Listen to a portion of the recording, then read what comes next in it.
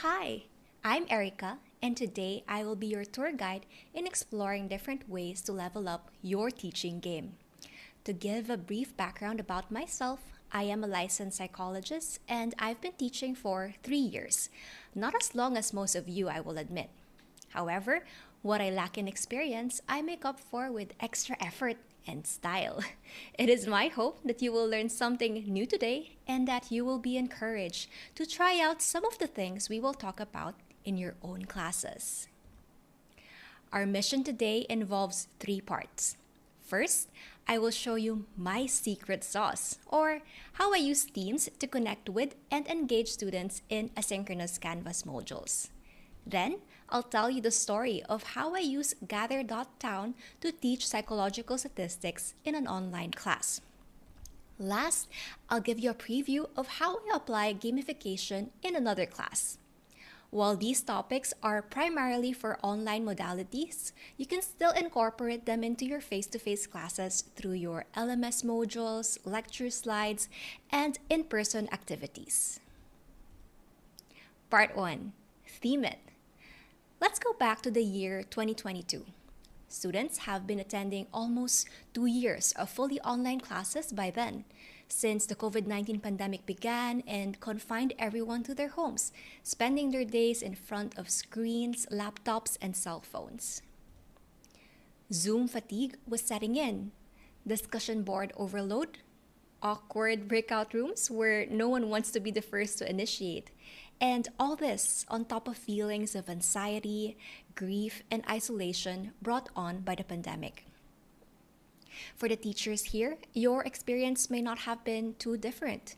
Monologuing to black and gray screens because students are off-cam, occasionally hearing disembodied voices, being unsure of what's happening when the class is dead silent. Did you get disconnected, or is it just that nobody in the class is willing to be the first to recite? These experiences may have been especially prevalent in subjects that students perceive as difficult, such as psychological statistics. Let's take a look at where students were coming from. Shown here are initial comments from my psych stat students before the start of the semester.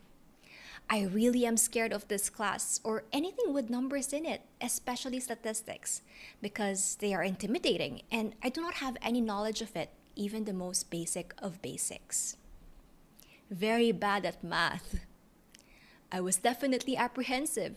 Statistics is hard enough as it is, but add psychology and it becomes a whole different subject. Many of my students question why they have to learn math when their course is psychology. Their pre-existing math anxiety becomes a barrier to engagement and consequently to learning. I paint this picture to raise a point. First impressions seem to be very important. For example, in today's talk, I made sure that the first few seconds of animation and music would be aesthetically pleasing and hopefully pique your interest in what I have to say. In the same way, I've found that setting the tone at the beginning of the semester lets students know what to expect from you and from the class. One of the first things students notice in clicking on my Canvas course or even checking out the syllabus and the first introduction page is that particular attention was given to the design and layout, from the color palette to the different fonts, headings, indentations, and graphics. This is intentional. I believe that content that looks nice and is logically organized will naturally invite student engagement and consequently, student learning.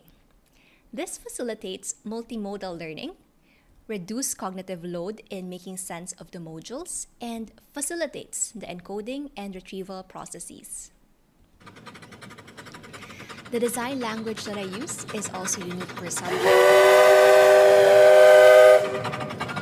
For psychological statistics, I use the overarching theme of traveling by train because, admittedly, statistics can sometimes feel like a stressful and confusing visit to a foreign land with its own language and unfamiliar traditions.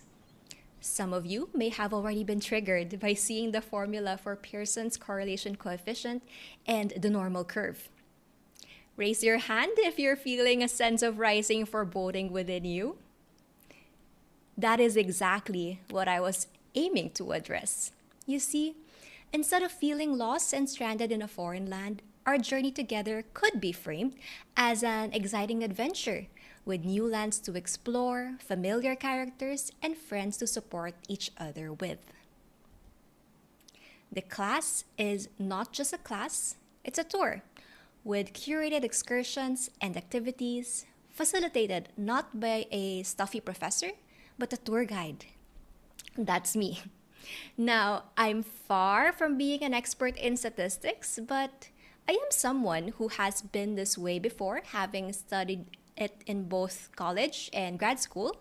So just like a local tour guide, I have some useful tips and tricks that can help travelers navigate this strange and foreign land called psychological statistics.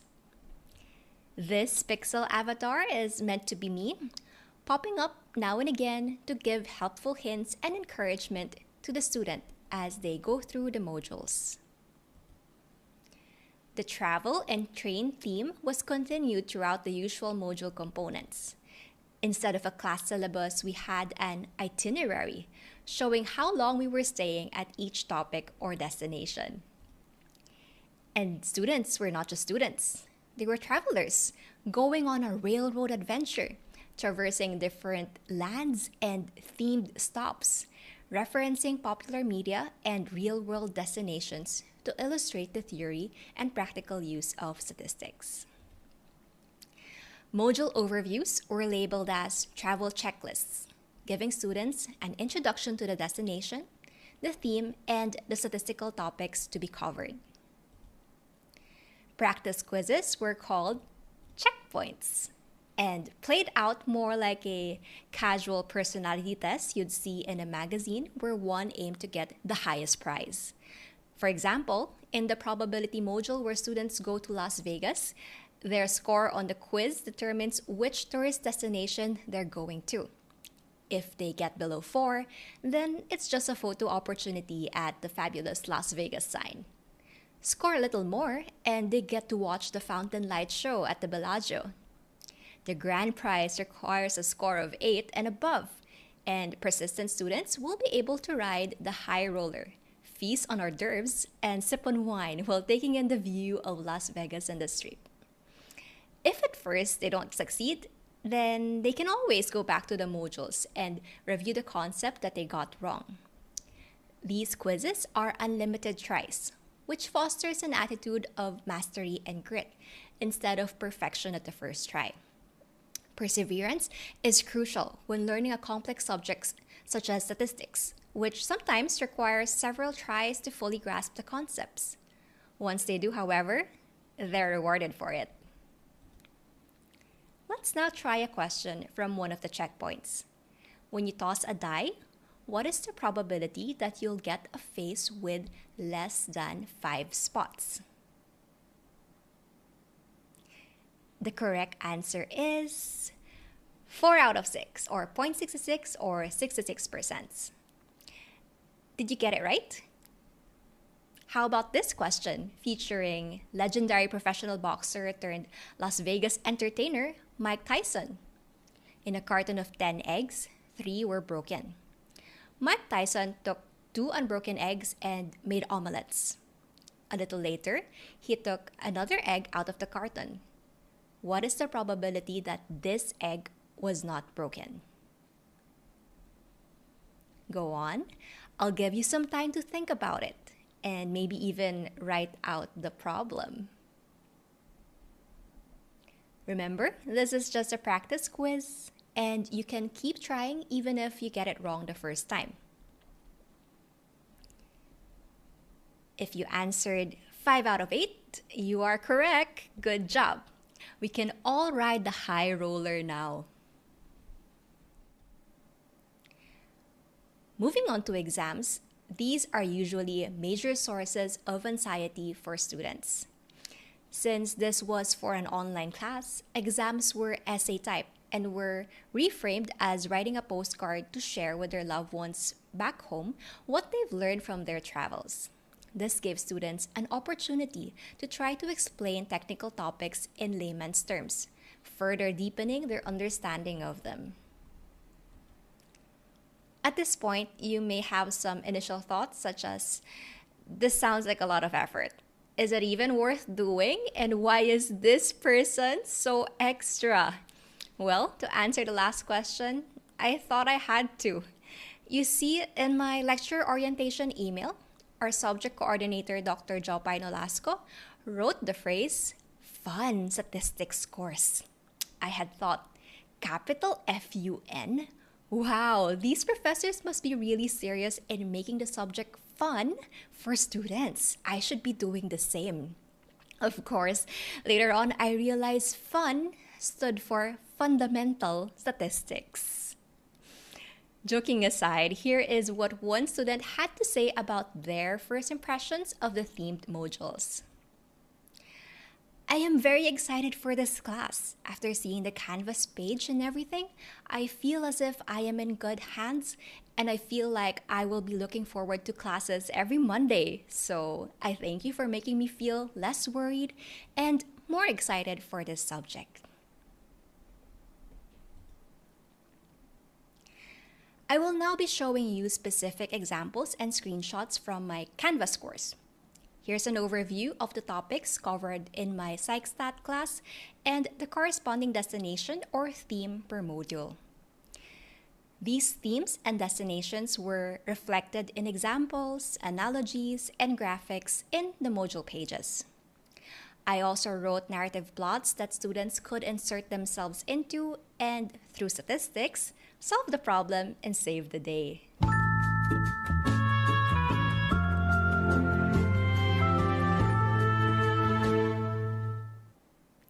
Arriving at neighborhood 12358W, we have the good place for descriptive statistics. Eleanor and Tahani, two characters from the TV show, get into an argument about the quality of people who frequently hang out at Starbucks. Eleanor believes them to be basic, while Tahani disagrees. Both of them believe themselves to be right, but they can't both be right. This highlights the importance of testing common sense beliefs or hypotheses. In another part of the module, to introduce the topic of the nominal level of measurement, you are introduced to the character of Janet, an attractive and all-knowing artificial being who, contrary to the other female characters, Eleanor and Tahani, is categorically not a girl. The checkpoints, or practice quizzes, also contain more references to the show. The newly arrived humans in the neighborhood are middle adults. Help Michael find the mode for their age. After completing the checkpoint, you can see which The Good Place character are you, and which frozen yogurt flavor will you get, based on your score on the practice quiz. If you're still aiming for the top prize, then you can go back, review the concepts, and take the quiz again. Some of the hints may not be from The Good Place though. For example, how can students easily remember what the measure of central tendency mode means? They can think of Edna Mode, the eccentric fashion designer from the animated film Incredibles. As a fashion designer, she has to look out for what kind of fashion is trending, popular, or most frequently occurring, which is the definition of mode. What about for median? Many students play MOBA games such as League of Legends, Mobile Legends, or Dota. In these battle arenas, the middle lane, or the median, the middle, bisects the map into two symmetrical halves. In the same way, the number of cases to the left and right of the median are equal. Or, how about this for another tour guide tip? How do you remember what the positive and negative skew look like? My clue is to imagine a spiky dragon tail and to follow it. The tail is kind of scary and mean looking with all of its sharp spikes, so the mean will always be near the tail. You then follow the tail and see where it goes, to the negative side or to the positive side. After going through the first module, here's feedback from one of my students. This module was super fun to go through, and the added emojis and graphics helped make the module pages look like pages from a grade school math textbook, which is super great, given that it lessens my feelings of apprehension in studying this subject. So far, so good. Let's now get lucky in our next destination. Welcome to fabulous Las Vegas, where we will learn all about probability, the foundation of inferential statistics. Right away, you are invited to enter a casino and gamble. For educational purposes, of course, and in a perfectly safe environment. You are given 25 pounds of virtual money to bet on a biased coin with a 60% chance of landing heads up. Which side would you bet on? This is a Canvas discussion board, so students share their results after betting for 5 minutes and discuss what their strategy was. This uncovered misconceptions about probability that students may have had, such as the gambler's fallacy. The plot thickens. One of your classmates who lost her entire pot in the casino is trying to make back her money. She's taking bets to see if you're able to draw a jack from a full deck of cards. Would you play? Computing for the probability, you find that there is only a 1 out of 13 or 7.69% chance of drawing a jack, so you respectfully pass. In this module, you also go on a blind date with normal distribution and get to know its curves. You learn how to calculate the percentage of Vegas showgirls who are within a certain height range and discover that you are probably below the first percentile in terms of height. You've reached the checkpoint. How well were you able to get to know normal distribution during your blind date? Did you pay enough attention? Or is a second or third date warranted to get to know each other better? In another checkpoint, your score will determine the Vegas show you'll be watching on your last night in Vegas. These are all real shows, by the way. At the end of each module, there's some breathing room in the Hard Rock Cafe. It's a discussion board that invites students to share tips, ask questions, or add a song to the collaborative Spotify travel playlist so that the whole class can jam to the same songs.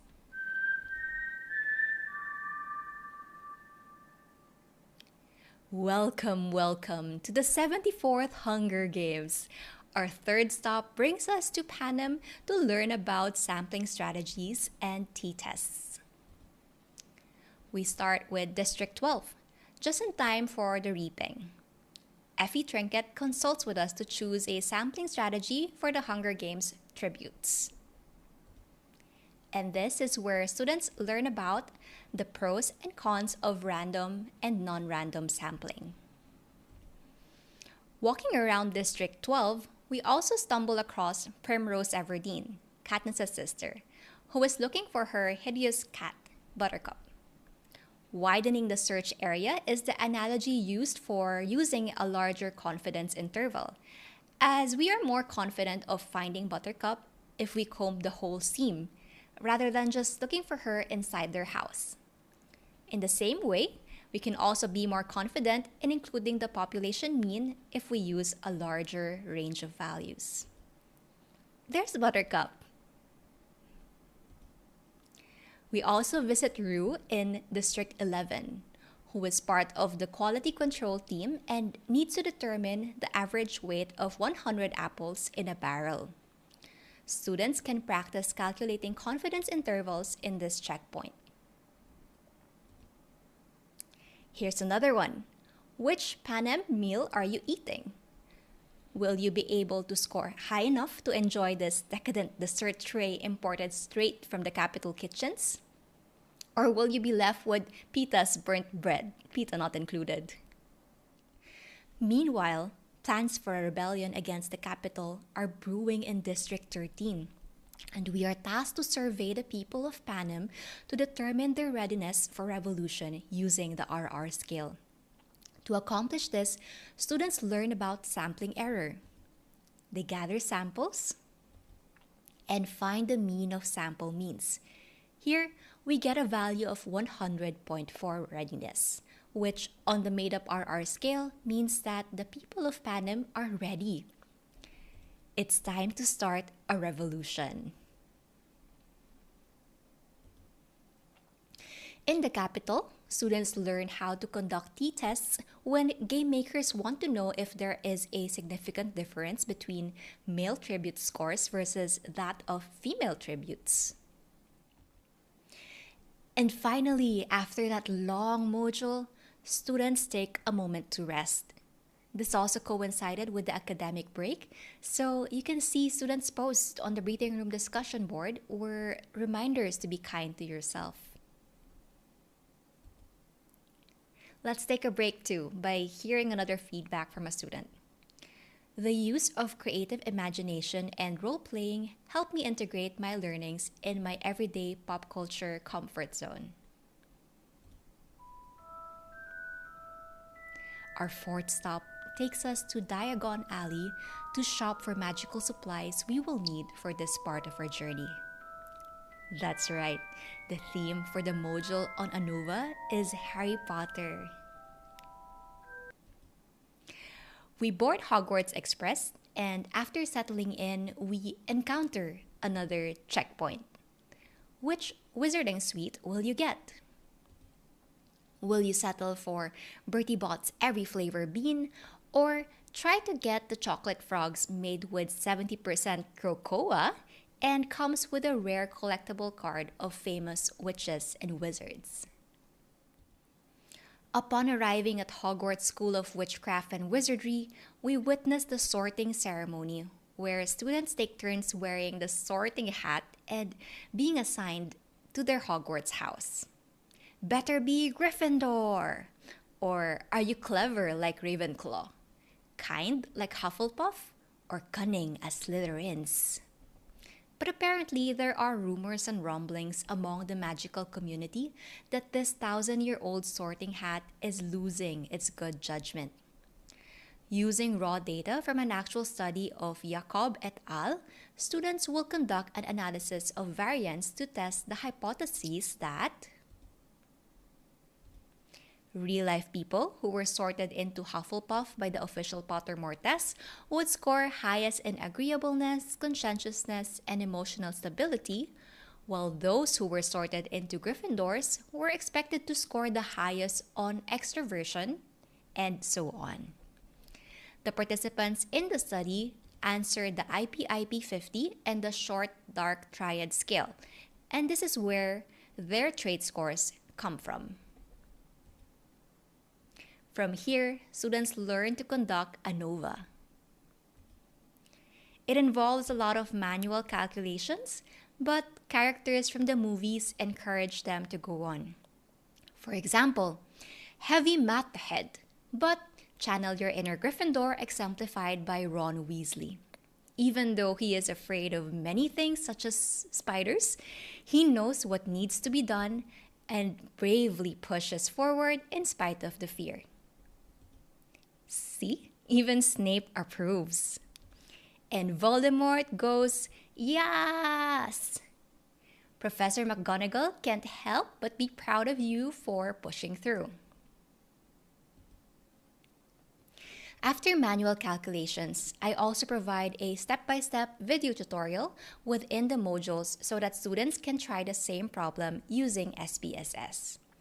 And if you're curious about the accuracy of the sorting hat, or realistically speaking, the official Pottermore test, here are the results. Not bad, sorting hat. Notably, those who were sorted in Slytherin scored highest in the dark triad traits, Machiavellianism, narcissism, and psychopathy compared to all the other houses. Here are questions from the second checkpoint in the module. comparing the amount of foam in the butterbeer served in different locations, and determining which fertilizer is most effective at speeding up the growth of mandrakes. Is it dragon dung, sloth brain, rat spleen, or flying seahorses? For your efforts, you will be able to determine what form your Patronus charm takes and what it says about you. Can you get the rare dapple gray mare Patronus? I hope you had a magical time in this destination, because our final stop will be... Do you want to build a snowman? In Arundel. In this short module, students learn how to conduct correlation and regression analysis. Disney characters come to life as we analyze whether anxiety increases with age, just like with Elsa, where it's a positive correlation. Then, Marvel superheroes join us to give tips about regression. Here are the checkpoints. Which souvenir will you get from Wandering Oaken's trading post? Some old carrots, bottled lutefisk, homemade sun balm, or relaxing in Oaken's sauna? The final checkpoint allows you to collect all 6 Infinity Stones. Getting a score of 2 and below grants you the Reality Stone, so you can face the reality that you need to study statistics more. If you bring your score up to a 3, you are granted the Space and Time Stones, so you can set aside the time to sit down and study. Get a 6, and you will also have the Mind and Power Stones, so that you can use your mind to understand the concepts better and power through the modules. 8 and above grants you the Soul Stone, as you must be prepared to sacrifice for your goals. And finally, a score of 10 gives you all 6 Infinity Stones and the Infinity Gauntlet to wield the power of statistics. Use it wisely. We've just finished all 5 themed destinations. Let's take a breather and see what students have said about the course. I love the idea how our prof integrated role-playing themes every module, such as Harry Potter, the MCU, Hunger Games, and the like, since it helped us relate more to the topics better by emphasizing fandom universes into learnings.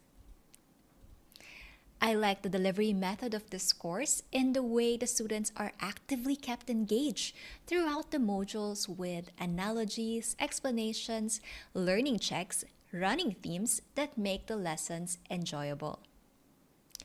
I hope it was the same for you as I showed my asynchronous modules, because in a few moments we will be starting the second part of my talk, which is walking you through my students' experiences of Gather.town, where we held synchronous sessions. Let's rewind back to the start of the semester when students were still being oriented in the introduction module. At the end of Module 0, students were provided a link to Gather.town, a metaverse where users can customize their own avatar and enter a pre-designed 2D map where they can freely move around, interact with objects, and other avatars. One of the biggest differences of Gather from Zoom is that Gather is a proximity-based video conferencing platform, which means that it more resembles real-life conditions. You'll be able to see your classmates and teacher approaching, upon which their video and sound feeds appear. You can talk with them as you would in Zoom, share screen, and chat, but once they walk away, their video and sound will disappear. There's less Zoom fatigue in Gather because you aren't on all the time. In addition, you feel like you're in the same space as the rest of your class instead of being disembodied black screens. What can your avatar do? You can express yourself using emojis, throw confetti, and dance like there's no tomorrow, which my students made plenty use of. Now, in keeping with the theme, when students enter the Gather link and finish creating their avatar, they arrive at the train station. Using tilesets, pre-existing templates, and objects in Gather, I customized this experience so that students would be encouraged to explore the map. To move around, you can use your arrow keys or your WASD keys. Along the way, you can interact with objects by pressing the X key, and you'll discover materials needed for the semester, such as links to the textbook, reference articles, and even other fun activities. There's even a cafe. To get your train ticket, you have to answer this survey, which seeks to gather information about this particular set of incoming travelers, from your quirks to your baggage, such as math anxiety, to customize the course and craft a bespoke tour. Here you can share your basic information, what your accessibility situation looks like, and what kind of special amenities you might need during our trip. Completing the entrance ticket survey form will give you your ticket and a food and drink voucher, which you can use in 𝗲𝗠𝗀𝗧𝗲. It's an embedded Padlet inviting students to talk and share about themselves, like people would naturally do if they were face-to-face on the first day of class. What's your go-to drink? Describe your dream destination. What are you into right now? What about psychology interests you? This is a bird's eye view of the train station. If we cross the platform, we will be able to board the train. I spy with my little eye, me, in the picture. Were you able to find me? I'm the one photoshopped behind the bar counter. So this luxurious, vintage, but classic vibe was what I wanted to convey in the space. And while Gather is highly customizable, they didn't have a template specifically for a train station, much less the inside of a train. So to enact my vision the best I could, I learned to use tile sets and tiled and made my own train to put on top of an existing beach template on Gather. This is the bird's eye view of the train with its many compartments. Below is the beach, and above the atrium is the path to the plaza, which serves as the classroom where sync sessions were held. When students boarded the train, they reserved a compartment for their group, designed based on the colors of the rainbow: red, orange, yellow, green, blue, teal, and violet. One group even told me that they had a sleepover in their compartment. These mini rooms served as a private meeting place and home base for their group research projects. In this screenshot, they are working on a research activity. It's important to note that these are private spaces, so only people inside their compartment can hear each other. For me to check on each group, I only have to walk my avatar across the train aisle to each compartment, and I would be able to see, hear, and interact with my students. Aside from the group compartments, there were also ones that serve unique functions. I designed my own private office at the front of the train where I could hold consultations. This is me talking with my beetle, Ro, while the next group of students waited for their turn outside, while naturally dancing. There was also a game room, and these are all functional. One just has to press X to interact with these online games such as Codenames, Fishbowl, and Draw Battle. Here's the dining compartment and the atrium where they can sit and listen to Debussy from the harp. Pressing X near the calendar brings up the travel itinerary. Let's now go north of the atrium to check out the plaza where we spent most of our time during sync sessions. The plaza was regularly redecorated in accordance with changing module themes to illustrate arriving at a different destination. We have Love in Las Vegas with the heart balloons and an interactive bouquet with romantic stat puns such as, "I can see a best fitting line between you and me." While we were in Hogwarts for ANOVA, I and some students donned a witch hat. And during the final research presentations on the big stage, there were groups who coordinated their avatar uniforms, which is something that students do in face-to-face classes, but my students found a way to do the same in Gather. Here they are, wearing their smart green berets and pretty pink ribbons. At the top part of the plaza are practice pods, now Frozen themed, and which served as private spaces for group problem-solving activities using a shared whiteboard. They even found time to draw. Again, only people within the mat can hear each other, and I can drop in at any time to check on their progress and see if they need more support. Additionally, the students themselves can easily step out of the group or move between groups to ask questions or help their classmates. Here, my students are going back to their tables and seats after a class activity. And here's a clip showing how we have a learning check during the session called Let's Play. Students can use different colored emojis to show which answer they think is correct. In the end, I always add a travel trivia question which is related to the current theme. All right. What about the others? Still alive? Still breathing? Kaya pa naman? Thank you. All right. Sige, let's do a let's play. Great to hear that, Pat. All right. I think I just have 5 questions here. Denotes the slope or the regression coefficient for x. What is referring to the slope or regression coefficient? All right. It's blue, letter B. Very good. And for our travel trivia question, about which city do Hawkeye and Black Widow often reminisce? New York, Sokovia, Westview, Budapest. I see blues and yellows. Yellows, blues. All right. So the correct answer is Budapest. It is the capital of Hungary. And dahil magla-lunch time na, that's probably what we're feeling now.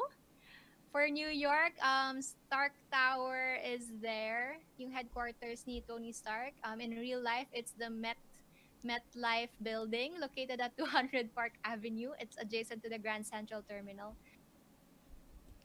As you've seen, the students themselves adopted a playful attitude in their interactions and joined in on the role-playing. In one of our earlier sessions, I got disconnected, and when I eventually reconnected and spawned, I was surprised to see my students out of their seats and instead clumped up around me, as you can see in the image. I asked them, "What's going on? Why are you all here?" And their response was that they were forming a summoning circle and conducting a ritual to bring me back by dancing around the podium. And apparently it worked because I was able to come back. Here is a 2-minute clip that will also show Gather in action. Our activity for today is basically the SPSS thing. This is what it looks like. Later, when we go down to the beach, diba, when you go down to the train, there's like a doorway that goes to the beach. It's now been unlocked. We will go there later, sabay-sabay. So, I'm gonna explain lang muna what we're gonna do. Each meron parang chalkboard. And all the chalkboards on the beach all linked to the same Padlet. And this is what the Padlet looks like, okay? So, there are like 10 challenges. Parang there's a submission that you need to post here for each challenge. Everything you need is actually provided already in like the beach basket. And dyan yung link for the data set, the Notion, which I have updated, yung SPSS Genie, I've updated that. And I will also link it in the chat right now. So I said in the, what do you call this, announcement, that if you have like another device, like your phone or a tablet, that would be really good para you have the Notion page opened. I included also the bit.ly link there para it's easy for you to open it on your other device.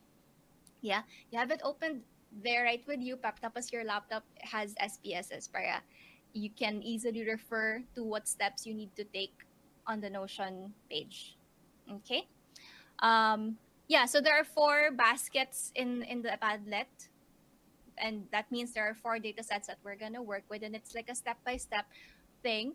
I will show you what the Notion page looks like. Ayan, so it has like the header, and then the instructions, and then what you're supposed to click. So it's there. Everything is there. And if today may be the first time that you'll be using SPSS, so if you feel like you're maybe a little bit drowning, signal for me to come and help you. I will be your lifeguard for the day. Okay, so I'll just be there in the middle of the beach, and if you need help, I will. You can come to me, or I can come to you. Or you can also private message me, and I will come to you. Okay. So, do you have any questions about how we're gonna do today's sync session?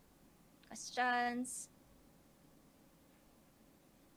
Are you guys good? If you are good, can you give me your best beach emoji? And I have a coconut, which I have been. All right. So he spent a day at the beach called Summer Splash, Sand, and SPSS to celebrate their first time learning how to use SPSS. And the metaphor translated from a tour guide, I became a lifeguard who would rescue travelers when they needed help in using the program. Our final sync session, we disembarked from the train and returned to the train station to conclude our journey. To the upper right, you can see the area where the students took to the stage and presented their research projects. Emotional support puppies were available, which follows avatars around if you pet them. Here's one of my students bringing her puppy on the stage while presenting. To the left, there's also a go-kart rental, so your avatar can zoom fast, as well as a celebration picnic island where one group asked to take a photo with me after their presentations. You can see them wearing their purple graduation caps. After all that, let's see what students have to say about the platform. I hope that you can continue the use of Gather.town if ever online classes were still implemented next school year, since it really helped me in feeling welcome in this class despite my apprehensions in statistics. I never knew that learning can be this more immersive, apart from Zoom icebreakers, breakout rooms, and Zoom reaction emojis. I feel that this is a whole new level of conducting synchronous sessions in the future, and our prof raised that bar for our succeeding profs in my future classes.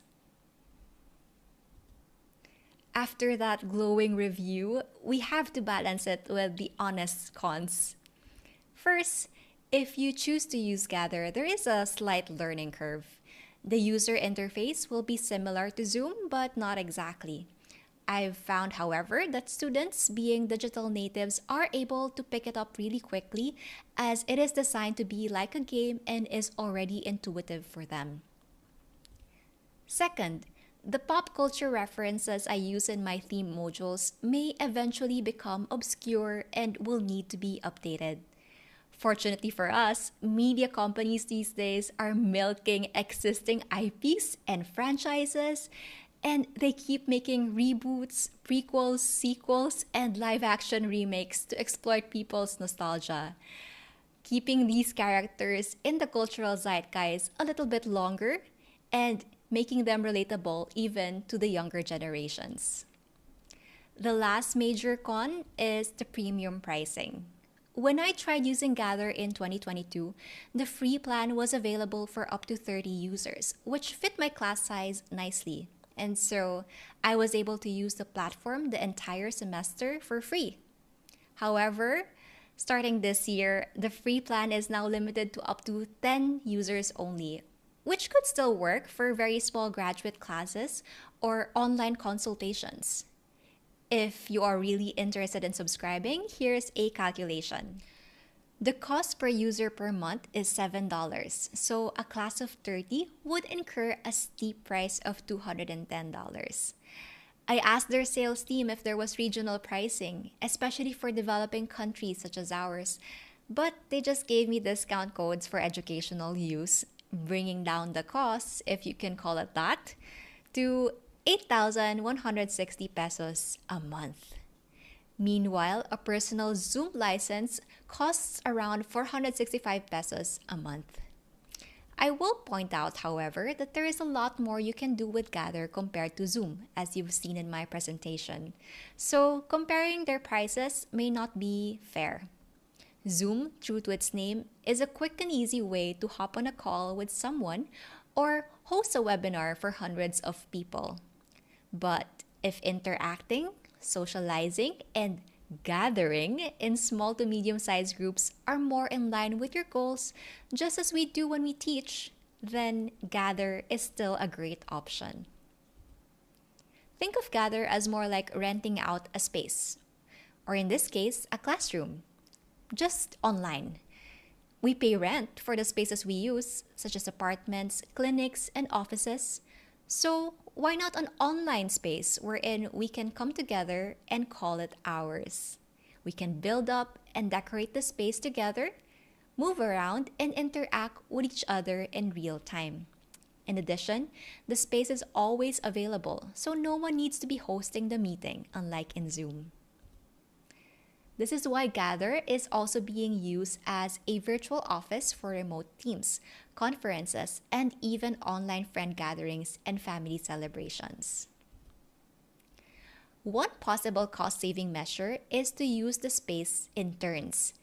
Each space can have multiple rooms, so building an online campus with multiple classrooms that will be used on different days and at different time slots will allow us to keep the number of concurrent users and consequently the costs to that of under 30. Here is a possible layout of 4 separate classrooms which users can enter by going around the campus garden.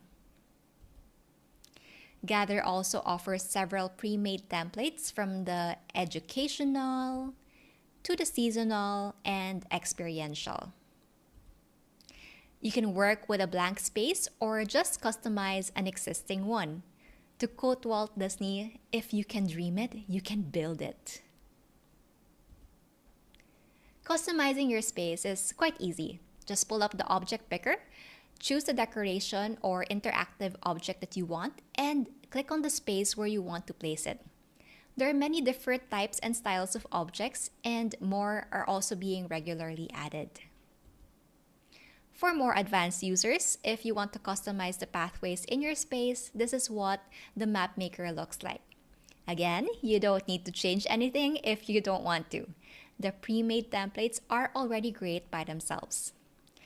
The space that I'm showing you now is actually the first one that I made to use in a class. When I was still teaching Understanding the Self, the theme I went with was a classic 8-bit role-playing game where students could choose to be a warrior, a healer, a mage, or a rogue. Thus, I chose this tavern template on Gather, decorated it, having way too much fun in the process. I held our final synchronous session of my Understanding the Self class in this very tavern on Gather, just as a proof of concept. So, in the last part of my talk, I will give you a quick preview of how I use gamification and Gather in another class. Here is my animated Canvas course card featuring the 4 classes students could become: warrior, mage, healer, and rogue. In the middle is a shining gold coin, which was the foundation of the game loop in the class. Basically, by completing course activities, doing well in the quizzes, and volunteering in class, students were able to earn gold, which I kept track of. At the end of the module, the conversion counter opens and they're able to exchange the gold to gems at a 5-to-1 exchange rate. What can they do with their gems? Well, let me first tell you about the self-care component of the course. 𝗧𝗲𝗰𝗵𝗶 is a free habit building and productivity app or website that treats your real life like a game.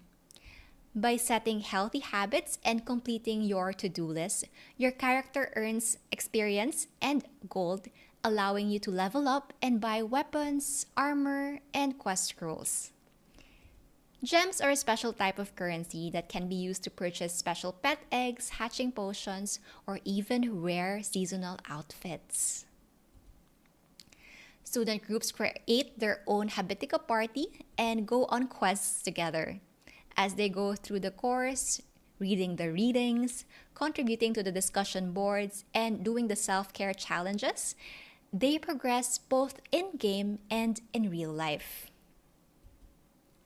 Here's Marian's glow up from a level 7 adventurer with a pet skeleton flying pig to a level 23 rogue where her pet has grown into a mount. Sab, on the other hand, is focused on styling her character pink and accumulating lots of gold to buy more equipment, becoming a fully decked out level 20 warrior by the end of the semester.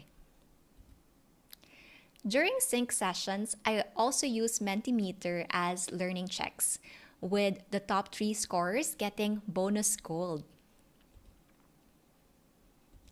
They can also collect special badges in Canvas for each module they finish, and even a secret badge for volunteering to be the beetle or sharing a tip in class. For their final project, students had to make a video presentation answering big questions about themselves. Here we are in the 𝗧𝗲𝗰𝗵𝗶 Tavern on Gather, watching their videos and celebrating the last day of the course by throwing confetti. And of course, taking a class picture. That concludes my talk for today. But I won't be leaving you empty-handed. I've compiled a Notion page of resources and links featured in my talk, including the Gather discount codes, links to the Gather spaces I've made, and even our Spotify travel playlist. You can access them through this link or QR code. Thank you so much for listening. I wish you all the best in using themed modules, Gather.town, and gamification in your own classes. Goodbye!